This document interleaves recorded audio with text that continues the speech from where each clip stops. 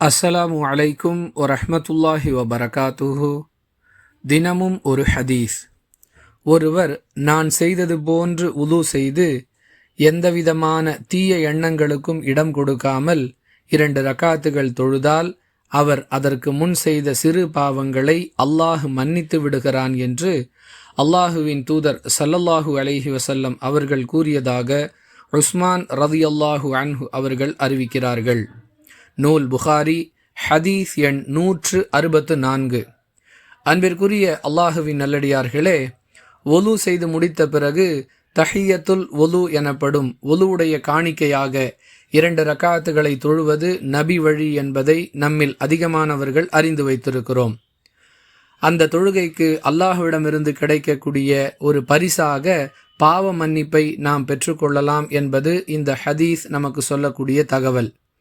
எனவே எப்பொழுதெல்லாம் நாம் உலு செய்கிறோமோ அப்பொழுதெல்லாம் நமக்கு வாய்ப்பிருந்தால் 2 ரக்காத்துகளை தொழுது அதற்கு முன் நாம் செய்திருக்கக்கூடிய சிறு பாவங்களுக்கான மன்னிப்பை பெற்றுக்கொள்ள முயற்சி செய்வோம். வாஹிரு தஅவானா அனில் ஹம்துலில்லாஹி ரப்பில் ஆலமீன். அஸ்ஸலாமு அலைக்கும் வரஹ்மத்துல்லாஹி வபரகாத்துஹு.